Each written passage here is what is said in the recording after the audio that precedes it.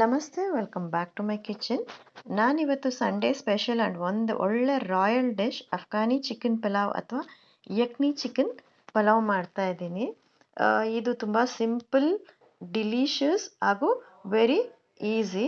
ಮಾಡೋದಕ್ಕೂ ತುಂಬ ಸುಲಭ. ಬಿಗಿನರ್ಸ್ ಕೂಡ ಮಾಡ್ಬೋದು ಅಥವಾ ಬ್ಯಾಚುಲರ್ಸ್ ಕೂಡ ಮಾಡ್ಕೋಬೋದು, ಯಾವುದೇ ತೊಂದರೆ ಇಲ್ಲದೆ. ಬನ್ನಿ ಇದನ್ನು ಹೇಗೆ ಮಾಡೋದಂತ ನೋಡೋಣ. ಒಂದು ಪಾತ್ರೆಗೆ ನಾನು ಮೊದಲು ಅರ್ಧ ಕಪ್ಪು ಎಣ್ಣೆ ಹಾಕೋತಾ ಇದ್ದೀನಿ. ಎಣ್ಣೆ ಹಾಕಿ ಅದು ಸ್ವಲ್ಪ ಬಿಸಿ ಆದಮೇಲೆ ಕೆಲವೊಂದು ವೆರಿ ಮಿನಿಮಲ್, ತುಂಬ ಕಡಿಮೆ ಸ್ಪೈಸಸ್ ಹಾಕಬೇಕು ಇದಕ್ಕೆ. ಮೊದಲಿಗೆ ಒಂದು ಅರ್ಧ ಸ್ಪೂನ್ ಪೆಪ್ಪರ್ ಹಾಕ್ತಾ ಇದ್ದೀನಿ. ಪೆಪ್ಪರ್ ಹಾಕಿದ್ಮೇಲೆ ಒಂದು 2 ತುಂಡು ಚಕ್ಕೆ, ಒಂದು ಕಪ್ ಏಲಕ್ಕಿ, ಹಾಗೆ ಹಸಿರು ಏಲಕ್ಕಿ, ಒಂದು ಸ್ಟಾರ್ ಅನ್ನೀಸ್, ಲವಂಗ ಮತ್ತು ಬೇ ಲೀಫ್ ಇಷ್ಟನ್ನು ಹಾಕಿ ಲೋ ಫ್ಲೇಮಲ್ಲಿ ಚೆನ್ನಾಗಿ ಎಣ್ಣೆಲಿ ಇದನ್ನು ಬಾಡಿಸ್ಕೋಬೇಕು.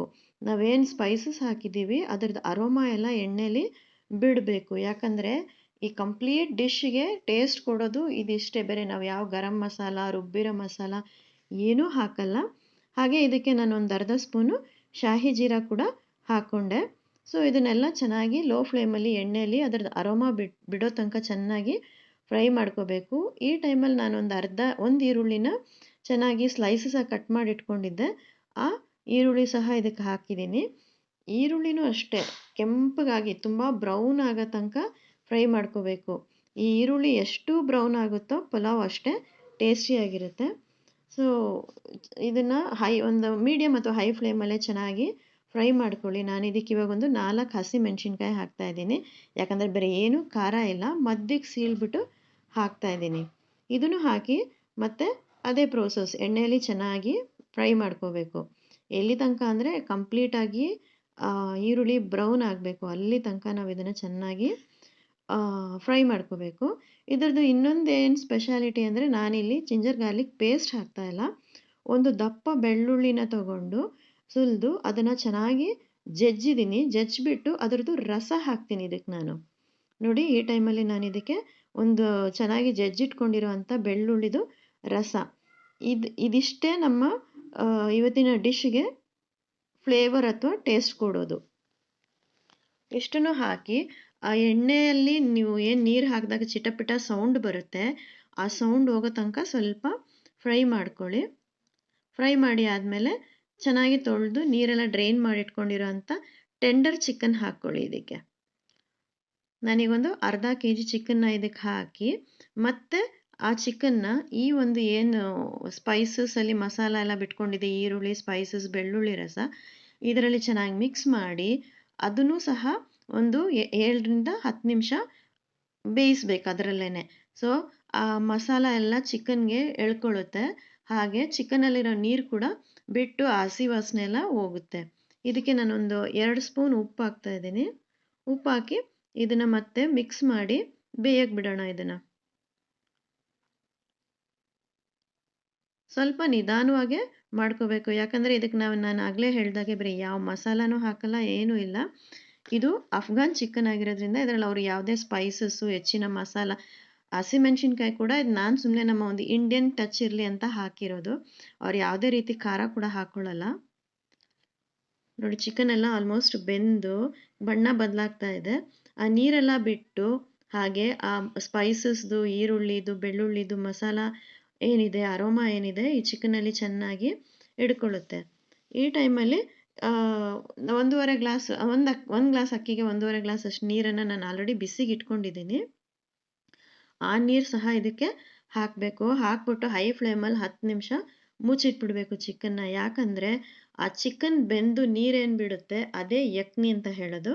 ಆ ಯಕ್ನಿಯಲ್ಲೇ ಇವತ್ತಿನ ಡಿಶ್ ಪ್ರಿಪೇರ್ ಆಗೋದು. ಪಲಾವ್ ಏನಿದೆ ಈ ಯಕ್ನಿಯಲ್ಲೇ ಪ್ರಿಪೇರ್ ಆಗೋದು, ಬೇರೆ ಯಾವುದೇ ನೀರು, ಅದಕ್ಕೆ ಒಂದು ಗರಂ ಮಸಾಲ ಏನೂ ಇಲ್ಲ. ನೋಡಿ, ಮುಚ್ಚಿಟ್ಟಿದೆ. ಈಗ ಚೆನ್ನಾಗಿ ಚಿಕನ್ ಎಲ್ಲ ಬೆಂದು ಅದರದ್ದು ಯಕ್ನಿ ಬಿಟ್ಕೊಂಡಿದೆ. ಯಕ್ನಿ ಅಂದರೆ ಆ ನೀರು, ರಸ ಏನಿದೆ ಚಿಕನ್ದು ಅದು ಬಿಟ್ಟಿದೆ. ಈಗ ನಾನು ಅಕ್ಕಿ ಏನು ನೆನೆಸಿಟ್ಕೊಂಡಿದ್ನಲ್ಲ, ಆ ಅಕ್ಕಿ ನೀರೆಲ್ಲ ಡ್ರೈನ್ ಮಾಡಿ ಇದಕ್ಕೆ ಹಾಕ್ತಾ ಇದ್ದೀನಿ. ಇದು ಬಾಸ್ಮತಿ ರೈಸು. ತುಂಬ ಸ್ವಲ್ಪ ನಿಧಾನಕ್ಕೆ ಅದನ್ನು ಮಿಕ್ಸ್ ಮಾಡಿ ಒಡ್ಕೊಂಬಿಡುತ್ತಿಲ್ಲ ಅಂದರೆ ರೈಸ್ ಮುರ್ಕೊಂಬಿಡುತ್ತೆ, ನೆಂದಿರುತ್ತಲ್ಲ ಅದಕ್ಕೆ. ಈಗ ಚೆನ್ನಾಗಿ ಮಿಕ್ಸ್ ಮಾಡಿಬಿಟ್ಟು ಉಪ್ಪೆಲ್ಲ ಚೆಕ್ ಮಾಡ್ಕೊಳ್ಳಿ. ಈ ಟೈಮಲ್ಲಿ ಏನಾದರೂ ಉಪ್ಪು ಕಡಿಮೆ ಇದೆಯಾ ಅಂತ ಚೆಕ್ ಮಾಡಿ, ಉಪ್ಪು ಎಕ್ಸ್ಟ್ರಾ ಬೇಕಾದರೆ ಹಾಕಿ ಮುಚ್ಚಿಟ್ಬಿಡಿ. ತಿರ್ಗಾ ಇದನ್ನು ಒಂದು 7 ನಿಮಿಷಗಳ ಕಾಲ ಹೈ ಫ್ಲೇಮಲ್ಲೇ ಬೇಯಲಿ.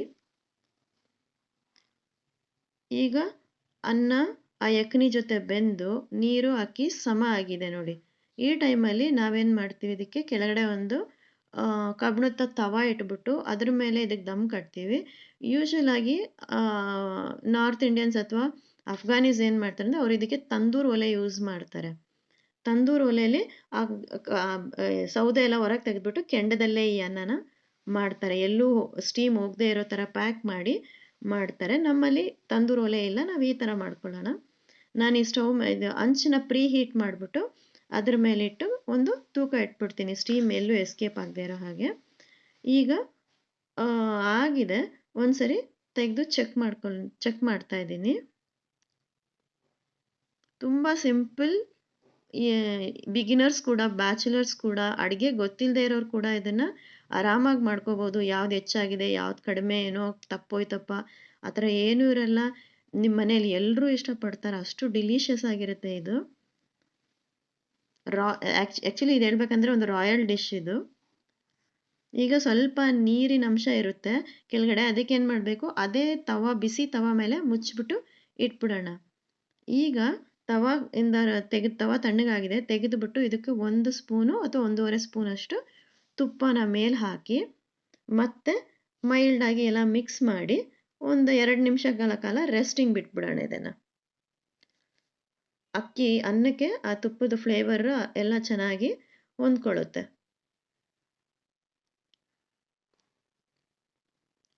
ಈ ಥರ ನಿಧಾನಕ್ಕೆ ಮಿಕ್ಸ್ ಮಾಡಿಬಿಟ್ಟು ಮತ್ತೆ ನಾನು ಇದನ್ನು ಒಂದು 2 ನಿಮಿಷಗಳ ಕಾಲ ಮುಚ್ಚಿಡ್ತೀನಿ ಅಷ್ಟೇ. ರೆಸ್ಟಿಂಗ್ ಬಿಟ್ಬಿಡಬೇಕು. ಈಗ ಚೆನ್ನಾಗಿ ಎಲ್ಲ ಫ್ಲೇವರು ಅದರಲ್ಲಿ ಇರುತ್ತೆ ನಮ್ಮ ಪುಲಾವಲ್ಲಿ. ಈಗ ನಾನು ಒಂದ್ಸರಿ ಮಿಕ್ಸ್ ಮಾಡಿ ಡಿಶ್ ಔಟ್ ಮಾಡ್ಕೋತೀನಿ, ಸರ್ವಿಂಗ್ ಪ್ಲೇಟ್ಗೆ ಡಿಶ್ ಔಟ್ ಮಾಡ್ಕೋತಾ ಇದ್ದೀನಿ. ಇದು ಸಂಡೇ ಸ್ಪೆಷಲ್ ಒಂದು ಒಳ್ಳೆ ಡಿಶ್ಶು. ಖಂಡಿತ ಇವತ್ತು ನೀವು ಮನೆಯಲ್ಲಿ ಮಾಡಿ, ಸಂಡೇ ಇವತ್ತು ಮನೆಯಲ್ಲಿ ಮಾಡಿ. ಇದನ್ನು ನಾನಿವತ್ತು ಚಿಕನ್ ಗ್ರೇವಿ ಮಾಡಿ ಸರ್ವ್ ಮಾಡ್ತಾ ಇದ್ದೀನಿ. ನೀವು ಆದರೆ ರಾಯ್ತಾ ಜೊತೆಗೆ ಮಾಡ್ಬೋದು, ಬಟ್ ಇದು ಮೈಲ್ಡ್ ಇರೋದ್ರಿಂದ ಒಂದು ಚಿಕನ್ ಗ್ರೇವಿ ಇದ್ದರೆ ಚೆನ್ನಾಗಿರುತ್ತೆ. ಬೇಡ ಇದನ್ನು ಹಾಗೆ ಕೂಡ ತಿನ್ಬೋದು, ಬಿಸಿ ಬಿಸಿ ತಿಂತಾ ಇದ್ರೆ ಅಷ್ಟು ಟೇಸ್ಟ್ ಇರುತ್ತೆ. ಸೊ ನಾನಿವತ್ತು ಇದನ್ನು ಚಿಕನ್ ಗ್ರೇವಿ ಜೊತೆಗೆ ಸರ್ವ್ ಮಾಡ್ತಾ ಇದ್ದೀನಿ. ಸೊ ಫ್ರೆಂಡ್ಸ್, ಎಲ್ಲರೂ ನೀವು ಇವತ್ತು ಮನೆಯಲ್ಲಿ ಮಾಡಿ ನಿಮ್ಮ ಫ್ಯಾಮ್ಲಿಗೆ ಸರ್ವ್ ಮಾಡಿ. ಖಂಡಿತ ಎಲ್ಲರೂ ಇಷ್ಟಪಡ್ತಾರೆ. ಇಷ್ಟಪಟ್ಟರೆ ಈ ಡಿಶ್ಶಿಗೊಂದು ಲೈಕ್ ಕೊಡಿ. ಹಾಗೆ ನನ್ನ ಚಾನಲ್ನ ಹೆಚ್ಚೆಚ್ಚು ಸಬ್ಸ್ಕ್ರೈಬ್ ಮಾಡ್ಕೊಂಡು ನಿಮ್ಮ ಫ್ರೆಂಡ್ಸ್ ಒಟ್ಟಿಗೆ ಶೇರ್ ಮಾಡಿ ಬೆಲ್ ಐಕನ್ನ ಕ್ಲಿಕ್ ಮಾಡೋದನ್ನು ಮರಿಬೇಡಿ. Thank you.